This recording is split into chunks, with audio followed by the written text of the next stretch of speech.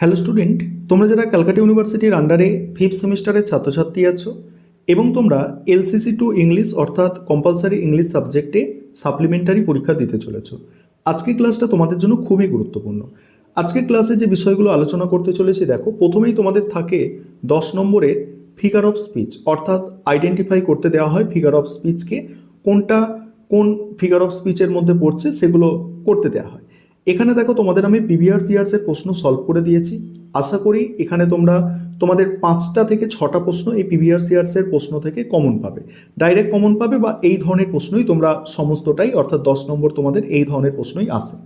প্রথমেই তোমরা 2023 সালের প্রশ্নপত্রের সমাধানটা দেখো, এবং 2023 সালের প্রশ্নপত্র কিন্তু তোমাদের জন্য খুব গুরুত্বপূর্ণ। তোমরা যেহেতু 25-26 শিক্ষাবর্ষে পরীক্ষা দিতে চলেছো, তোমাদের কোয়েশ্চেন পেপারে 25 লেখা থাকবে, তাই তোমাদের 2023 খুব গুরুত্বপূর্ণ প্রশ্ন। এখানে আমি স্ক্রল করে যাচ্ছি, কারণ এতগুলো প্রশ্ন উত্তর একটা ক্লাসে বলা সম্ভব নয়। তোমরা স্ক্রিনশট করে নিতে পারো বা দেখে নিতে পারো, দেখে নাও, তোমরা সম্পূর্ণ বিষয়বস্তুটা দেখে নাও, এবং কেন এগুলো হচ্ছে তার নিচে নোটসও দেওয়া আছে, যে কেন এগুলো হয়েছে সেটাও তোমরা দেখতে পাচ্ছ, দেখে নাও। এটা 2023 সালের প্রশ্ন যাচ্ছে, 2023 সালের প্রশ্ন। তারপরে আছে দেখো 2022 সালের প্রশ্ন। 2022 সালের প্রশ্ন দেখো, 2022 সালের প্রশ্নের সমাধান।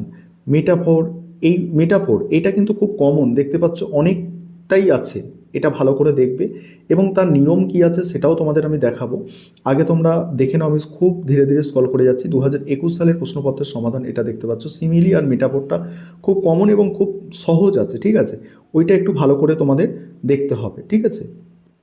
এবারে 2020 সালের প্রশ্নপত্রের সমাধান দেখতে পাচ্ছ, 2020 সালের প্রশ্নপত্রের এটা সমাধান।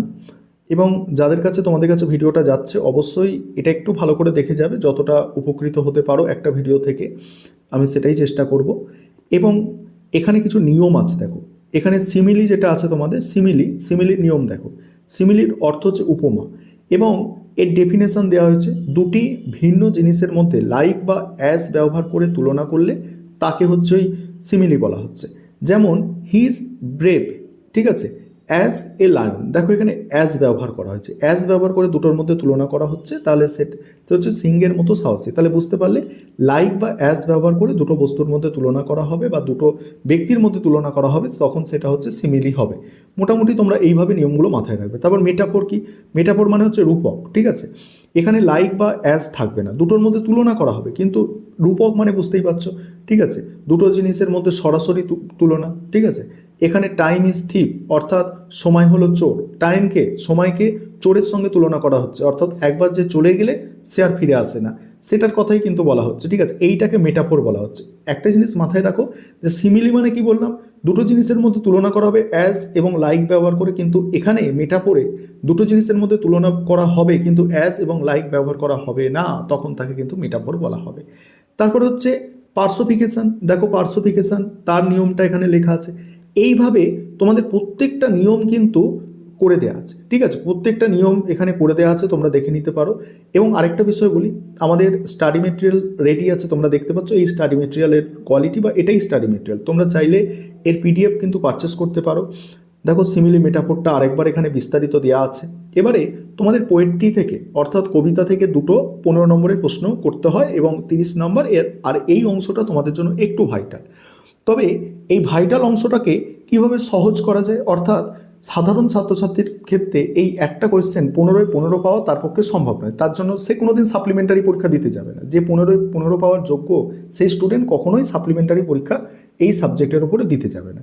সেক্ষেত্রে আমাদের টার্গেট 15-15 না পাওয়া থেকে আমাদের টার্গেটটা কী থাকবে? আমাদের টার্গেটটা থাকবে যাতে আমরা সহজে পাস করতে পারি, অর্থাৎ এই 15 নম্বর প্রশ্নের মধ্যে আমরা 8 নম্বর থেকে 10 নম্বর যাতে অনায়াসে পেতে পারি, একটু কম পড়াশোনা করে 8 থেকে 10 নম্বর যাতে পেতে পারি।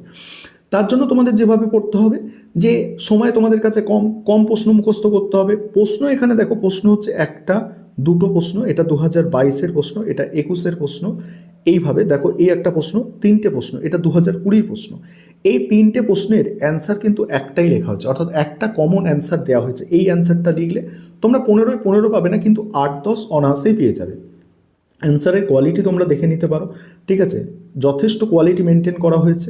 এবং এই অ্যান্সারের বাংলা, অর্থাৎ বাংলা অর্থটাও কিন্তু দেওয়া আছে, যেমন তোমরা এটা পড়ে নিতে পারবে বাংলাটা একবার, যে ওয়ার্ডসওয়ার্থ মানে প্রকৃতির শ্রেষ্ঠ রোমান্টিক কবি। তিনি বিশ্বাস করতেন যে প্রকৃতি মানুষের নার্স, পথপ্রদর্শক এবং অভিভাবক। তিনি প্রকৃতির শিক্ষামূলক ভূমিকায় বিশ্বাস করতেন। এইভাবে তোমরা বাংলাটাও একটু দেখে নিতে পারবে, যাতে তোমরা ইংরাজিটা আরও বুঝতে পারো।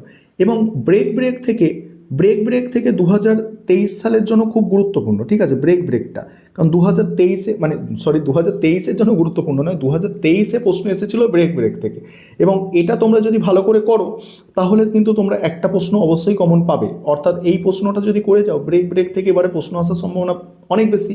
তো ব্রেক থেকে যাই প্রশ্ন আসুক, এই প্রশ্নের অ্যান্সারটা তোমরা সেক্ষেত্রে লিখে আসতে পারবে। দেখো এই দুটো প্রশ্ন আছে, এখানে একটা প্রশ্ন আছে, এই তিনটে প্রশ্ন কমন অ্যান্সার একটা লেখা হয়েছে, ঠিক আছে।